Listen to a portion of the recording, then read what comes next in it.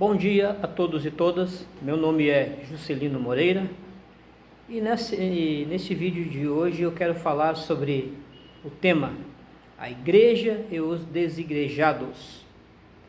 Quero usar um texto de Mateus capítulo 16, do versículo 13 ao versículo 20.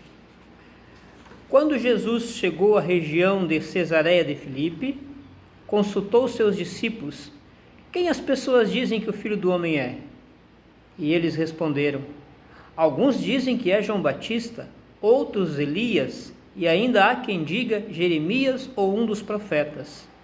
Então Jesus interpelou: mas vós, quem dizeis que eu sou?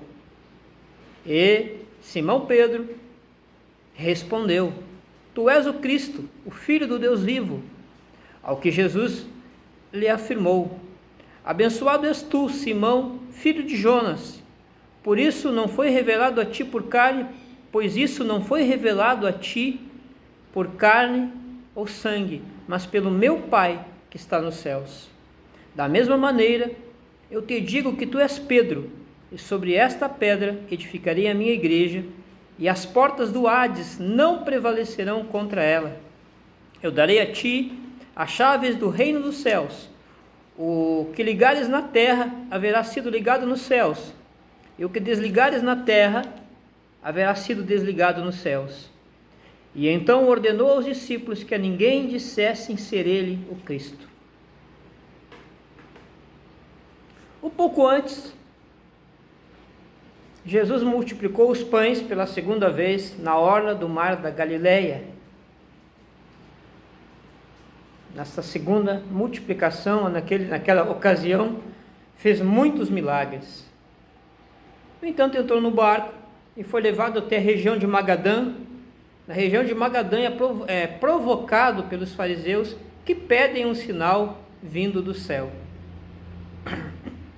Voltou a embarcar e rumou para o outro lado, para a região de Cesareia de Filipe.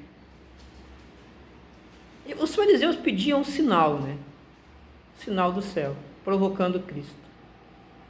E Cristo,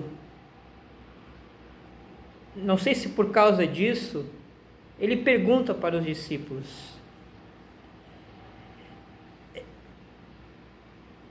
quem as pessoas dizem que é o Filho do Homem?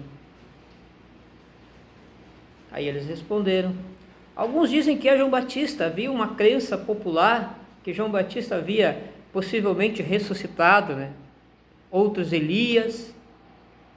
Ainda há quem diga que Jeremias ou um dos profetas.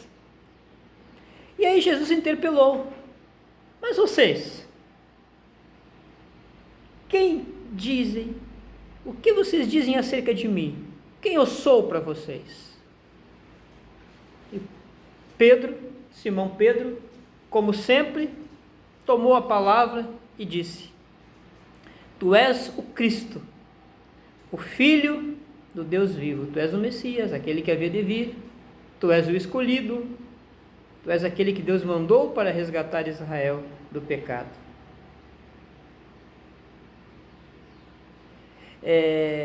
Ao que Jesus lhe afirmou: abençoado és tu, Simão, filho de Jonas,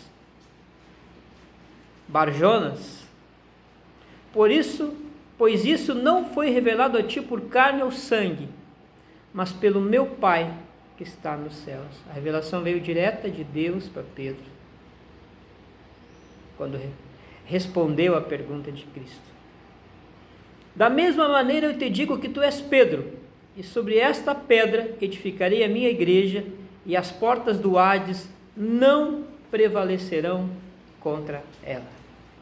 Não prevalecerão contra ela. Quando Cristo disse tu és Pedro, ele disse você é Petros, na língua original. Petros é pedaço de pedra. E sobre esta tua afirmação, sobre a Petra, rocha, eu edificarei a minha igreja, e as portas do Hades não prevalecerão contra ela. Algumas pessoas afirmam que Um grupo religioso afirma que Pedro foi o primeiro papa. Ainda que o papado surgiu no Império Romano, já no final do Império Romano, quando estava se desintegrando, lá no ano 476, e herdou deste Império Romano o autoritarismo e o latim como língua oficial, porque até então era o grego. Embora oficialmente o primeiro papa falado foi o Gregório, no ano 600 depois de Cristo. Então, esse grupo afirma que a igreja está edificada sobre Pedro, e Pedro teria sido o primeiro papa da igreja. Pedro morreu do ano 66 ao 68, sob a perseguição de Nero. Que Pedro foi o primeiro líder da igreja, nós não temos dúvida. No entanto, depois, já lá em Atos capítulo 15, a gente vê que Tiago já era quem respondia pela igreja. Então Pedro já não era mais o líder ali. Quando Cristo disse para Pedro: você é pedra, pedaço de Petros, pedaço de pedra, mas sobre esta tua afirmação eu edificarei a minha igreja sobre a rocha, apontando para ele, porque Cristo é a base, o alicerce da igreja cristã. Jesus Cristo, não Pedro. Efésios capítulo 1, versículos 22 e 23, diz assim, também sujeitou tudo o que existe debaixo de seus pés, e o designou cabeça sobre absolutamente tudo o que há, e o concedeu à igreja, que é o seu corpo, a plenitude daquele que satisfaz tudo quanto existe em toda e qualquer circunstância. A igreja está edificada, a igreja está fundamentada, a igreja está alicerçada sobre Jesus Cristo. Sobre Jesus Cristo. Certo? E ele continua aqui. Versículo 19. Eu darei a ti as chaves do reino dos céus. O que ligares na terra haverá sido ligado nos céus, e o que desligares na terra haverá sido desligado no céu. A partir daquele momento, Jesus estava concedendo a Pedro e aos demais discípulos poder e autoridade para abrir as portas da cristandade aos judeus, para ir e evangelizar e falar do amor de Deus. Aos judeus, prosélitos e mais tarde a todos os gentios e pagãos em todo o mundo. Pedro usou essas chaves com os judeus no dia de Pentecostes, Atos capítulo 2, pregando para judeus que moravam em outros países, abrindo o evangelho para o mundo naquele momento. Para os gentios na casa de Cornélio, Atos 10, então era um momento, era dizer, vocês agora como igreja são aqueles que vão levar a palavra, levar o evangelho, levar vida para aqueles que não têm. E a gente vai lá para o versículo 16 e diz assim, ainda, versículo 18, da mesma maneira eu te digo que tu és Pedro, e sobre esta pedra edificarei a minha igreja, e as portas do Hades não prevalecerão contra a minha igreja. Eu acredito piamente que existem duas igrejas verdadeiras. Vou repetir, eu acredito piamente que existem duas igrejas verdadeiras. A igreja física e a igreja metafísica. A igreja física, ela agrega todos aqueles que foram lavados, comprados, regenerados pelo sangue de Cristo. Todos os eleitos de Deus, chamados pela sua irresistível graça, compõem a igreja invisível do Senhor. E a igreja física é aquela igreja em partículas em todo o mundo. onde tem uma denominação aqui, uma denominação ali, aquelas igrejas que fundamentam a sua pregação em Cristo Jesus. Então é a igreja física. Na igreja metafísica existe um livro, e todos os nomes desses que compõem essas igrejas que passaram por esse processo de novo nascimento estão arrolados neste livro.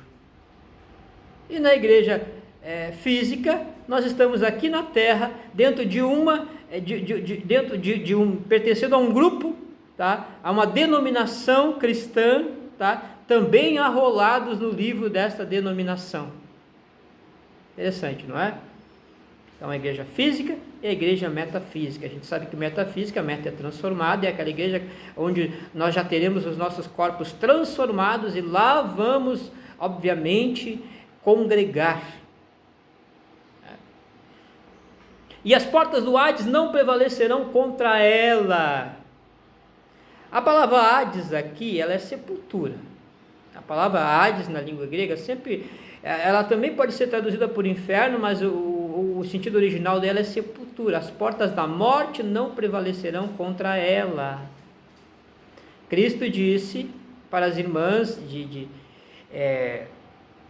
seu amigo querido lá, o Lázaro, que aquele que cresce nele, ainda que estivesse morto, viveria. Paulo disse, lá em 1 Coríntios, capítulo 15, morte, onde está a tua vitória? Morte, Thanatos, onde está a tua vitória?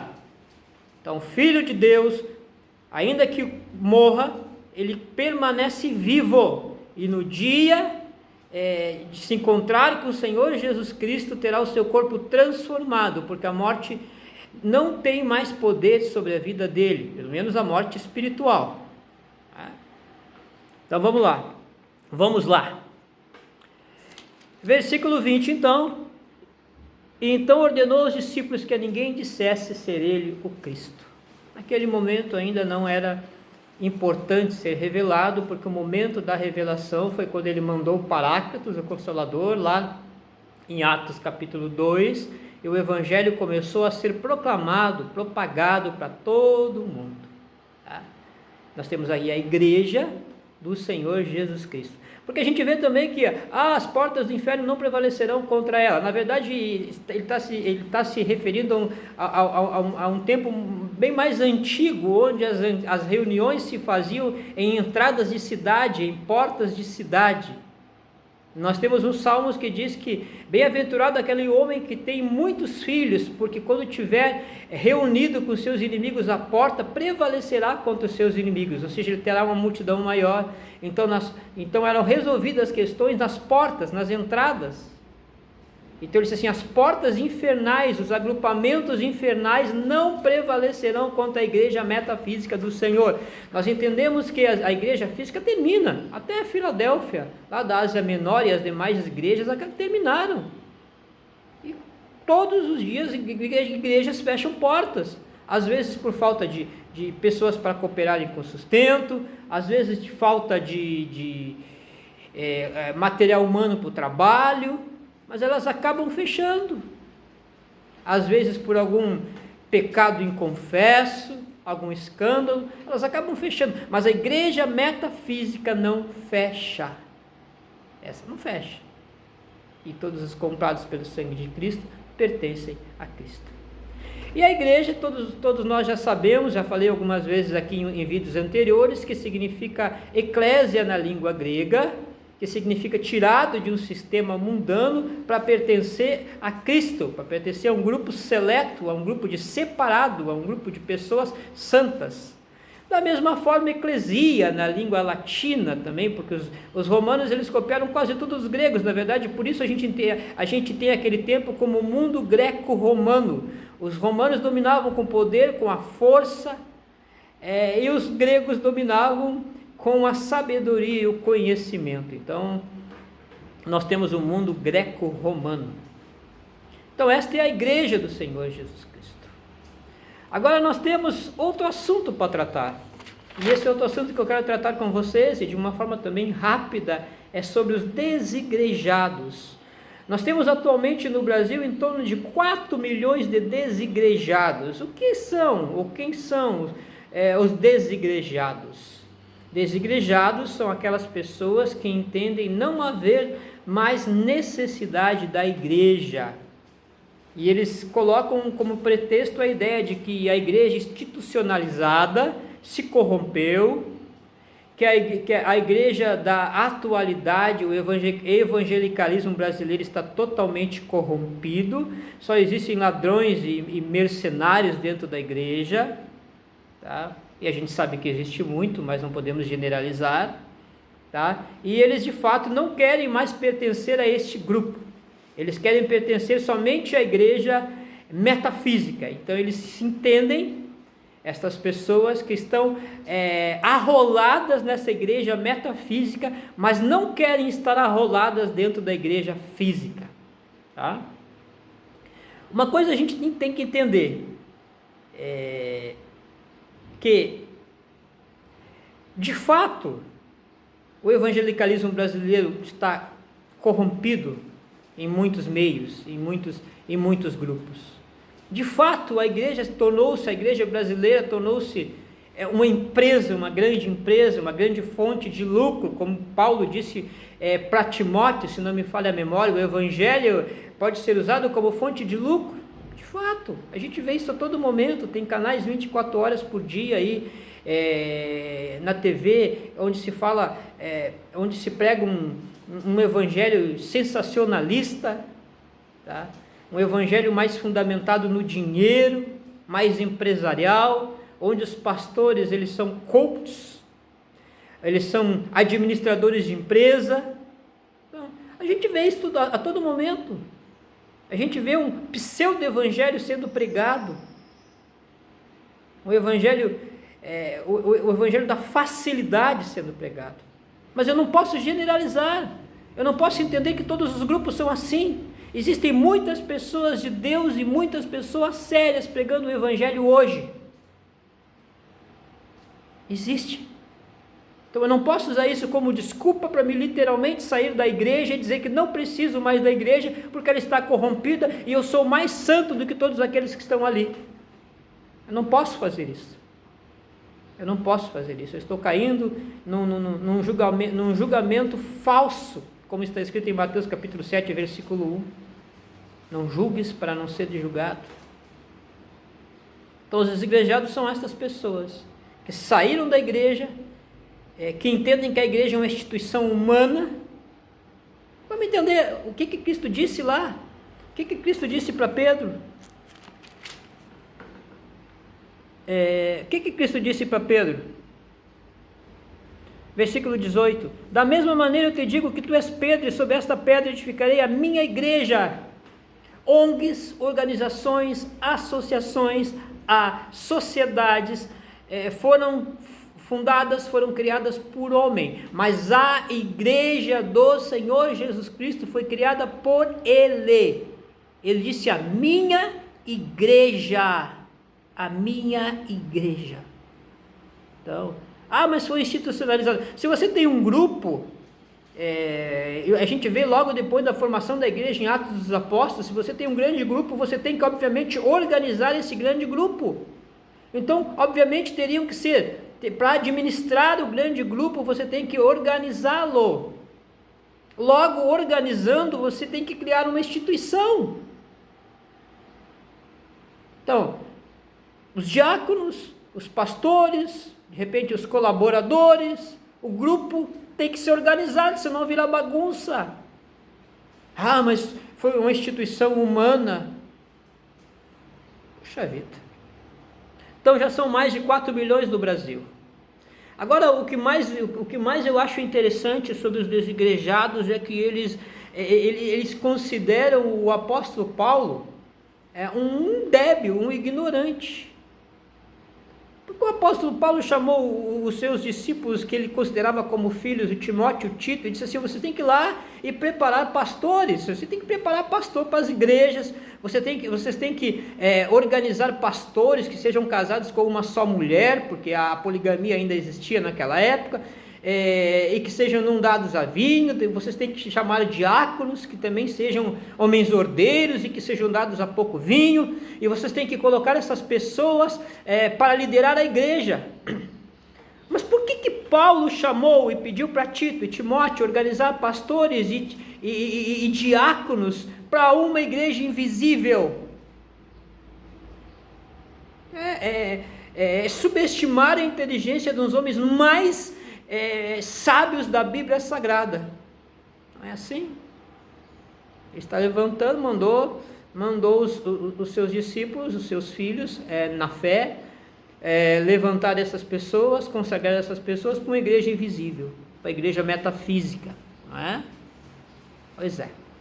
E o que fica subentendido para mim também é que não há maturidade espiritual, né, nessas pessoas, nesses servos de Deus e servas de Deus que saem da igreja física e querem pertencer a esta igreja invisível de Deus. Porque é cômodo ser membro de uma igreja metafísica. Eu não vou precisar ir ao culto do domingo ou meio de semana, eu não vou precisar ofertar nem dizimar. Se eu cometer algum pecado, eu vou ter diretamente com Deus, eu não vou nem passar por disciplina. É cômodo ser membro de uma igreja, da igreja metafísica, não é?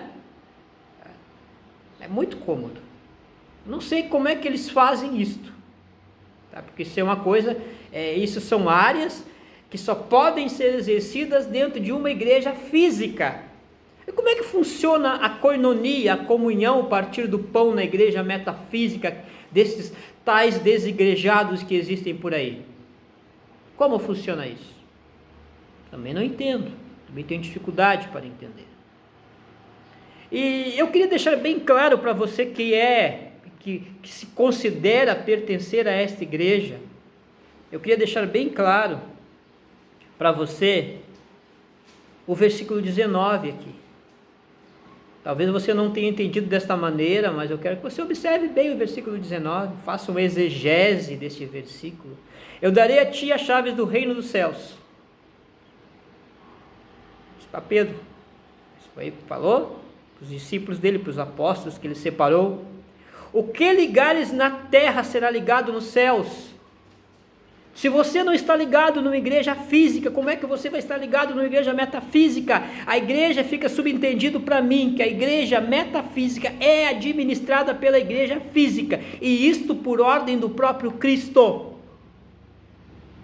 O que ligares na terra haverá sido ligado nos céus, e o que desligares na terra será sido desligado nos céus. Então, as pessoas saem das igrejas, são desligadas das igrejas físicas e continuam, segundo o entendimento delas, ligadas na igreja do céu. Não vejo dessa maneira, me perdoe a minha ignorância, tá? o meu pouco conhecimento, mas esse versículo aqui me diz o contrário. Se você for desligado da igreja física, você é desligado da igreja metafísica. Porque a igreja metafísica, por ordem de Cristo e por vontade de Cristo, é administrada, segundo esse versículo, pela igreja física. Então, meu amigo e minha amiga que tem esse entendimento de ser membro de uma igreja desigrejada, analise bem esse texto, que você vai ver que você não está ligado a igreja nenhuma. Você não está ligado a igreja nenhuma. O Filho de Deus, para estar ligado, a filha de Deus, para estar ligado na igreja metafísica, tem que estar ligado na igreja física, tem os seus direitos e tem os seus deveres com aquele fundador da igreja. A igreja foi criada por Cristo Jesus, e os desigrejados, literalmente, segundo a Bíblia Sagrada, estão fora desta igreja, tanto física quanto metafísica. Que Deus abençoe tua vida, que Deus abençoe o teu coração e que Deus te mostre pelas Sagradas Escrituras a verdade, e que você dê lugar para o Espírito Santo te iluminar o teu entendimento, conforme está escrito em Efésios capítulo 1, versículo 18, para você entender o que é a igreja física e o que é a igreja metafísica, e para você entender que não existe igreja metafísica sem administração da igreja física. Deus abençoe a tua vida. Em nome de Jesus, amém.